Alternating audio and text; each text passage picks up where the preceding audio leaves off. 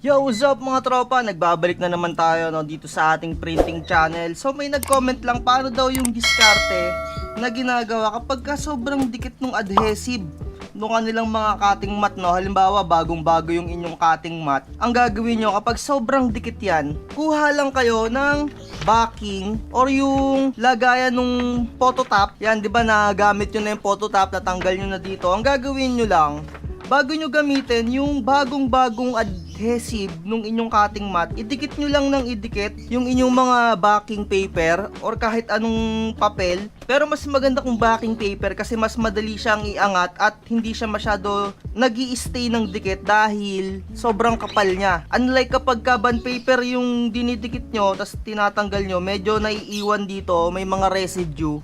Kapag inuulit-ulit nyo to, medyo nagle-lessen yung adhesive nung inyong mga bagong cutting mat. Ayan, nagigets nyo ba yung ginagawa ko, no? Ganyan lang, ididikit-dikit nyo, tas iangat nyo ng ganon. So, napapansin nyo itong adhesive ng cutting mat ko. Medyo may katagalan na kasi to, mga 2 weeks ko nang ginagamit. And ganyan lang yung ginagawa ko kapag bago pa yung cutting mat ko. Tapos, sa pag-angat-angat naman, so, halimbawa, ikakabit nyo na, ang technique, yung kamay nyo nasa ilalim, tapos, idikit nyo na ng ganon. So, kapag medyo mali, madali nyo pang maiaangat gamit yung inyong kaliwang kamay na nasa ilalim. Ayan yung pagtanggal kabit, ganon. So, kapag tapos nyo ng maikat, eto mabilisan na lang to, para hindi na humaba yung video natin. So, kapag tatanggalin na, kailangan meron kayong mga pangtungkab or kahit anong available nyo na pangtungkab or yung pangangat, yung flat yung dulo. Eto, ginagamit ko lagi yung cutter kasi gusto ko yung dulo niya matulis. So, halimbawa,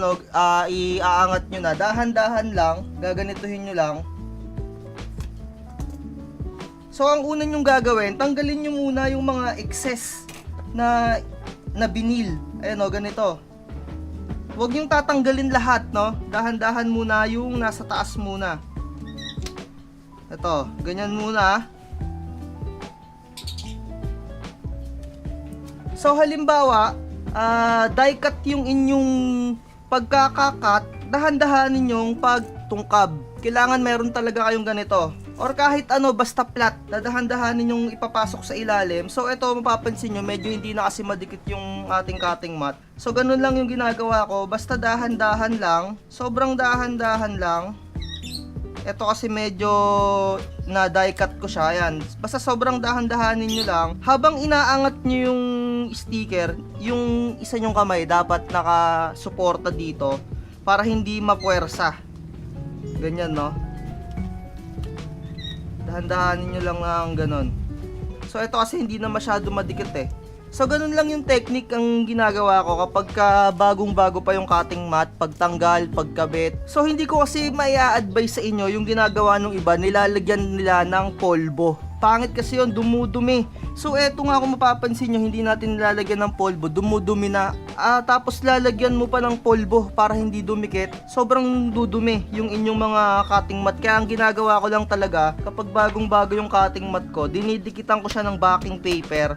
Inaganyanan ko siya, tapos inaangat ko lang ng inaangat. Dikit, angat, dikit, angat, dikit, angat. So, ganun lang, ulit-ulitin nyo lang yon, medyo malilesen yung inyong adhesive. So, ayun, sa nag-request ng video na to, shoutout sa'yo. Like, share, and subscribe. Wag na wag bibili sa print na nakaka-shock talaga ang presyo ng kanilang mga binibenta. Bye-bye.